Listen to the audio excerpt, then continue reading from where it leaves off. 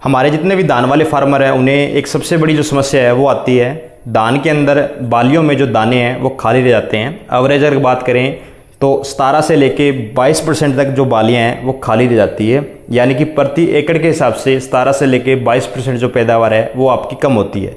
इस बात में कोई दो राय नहीं कि आपकी जो पैदावार है वो मौसम के ऊपर निर्भर करती है, लेकिन हमारे द्वारा कुछ एक कल्चर प्रैक्टिस जैसे कि न्यूट्रिएंट्स व स्प्रे, इनके ऊपर भी हमारी जो पैदावार है वो निर्भर करती है।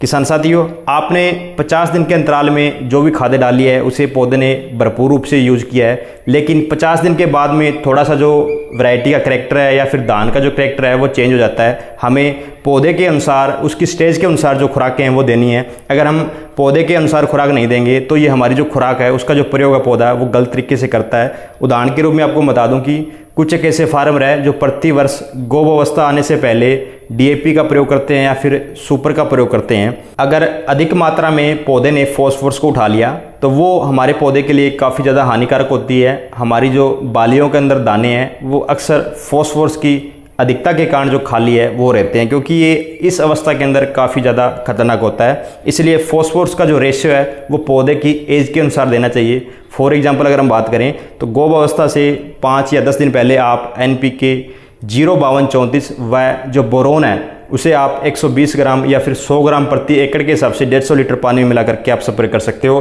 क्योंकि जो NPK बना होता है NPK 05234 यानी कि ये रेशो के हिसाब से बनता है 52:34 होता है। ये पौधे की एज के अनुसार बने होते हैं। अक्सर आप लोगों ने नोटिस किया हो कि हमारे जितने भी NPK आते हैं उनकी जो ग्रेड है जैसे कि 18-18 है, 19-19 है, 13-045 है, 52-34 है, 0050 है। आपने सोचा हो कि कभी 12-18-19 क्यों नहीं है, क्योंकि ये जो रेशियो है वो किसी फसल के लिए उसकी एज के अनुसार फिट नहीं आता है। इसलिए जो भी NPK बनाए जाते हैं वो पौधे की सही एज के अनुसार बनाए जाते हैं, ताकि इसी अनुपात के अंदर जो पौधा है वो खुराक ले सके और अपना जो भी कार्य है वो पूर्ण कर सके।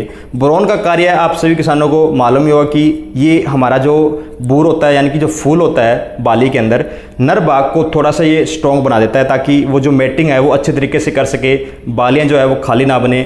और पोटास का कार्य होता है कि स्टार्च को बनाना, जो दूध होता है उसे, उसकी जो अमाउंट है उसको बढ़ा देता है ताकि दाना का जो आकार है वो प्रॉपर तरीके से बन सके। अक्सर आप लोगों ने देखा कि जो दाने वो पिचके हुए से दिखाई देते हैं, तो इस तरह की जो समस्या है वो आपको देखने को नहीं मिलेगी।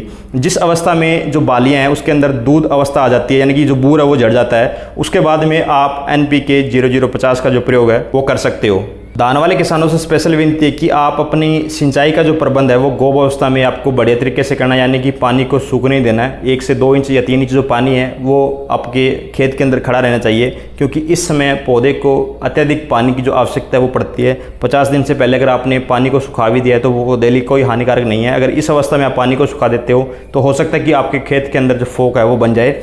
बूर आने की अवस्था में आप 5 से 10 दिन का जो स्प्रे करने का गैप है वो अवश्य रखें, क्योंकि बूर अवस्था में आपको जो स्प्रे है वो बिल्कुल भी नहीं करना है। इससे पहले आप बढ़िया सा जो टेक्निकल है आप यूज़ कर ले, ताकि 15 से 20 दिन जो आपके हैं वो कवर हो जाए। उम्मीद करता हूँ किसान साथियों जानकारी काफ़ी अच्छी लगी होगी आपको। अगर किसी किसान के कोई सवाल हो तो आप नीचे कमेंट भी कर सकते हो। धन्यवाद।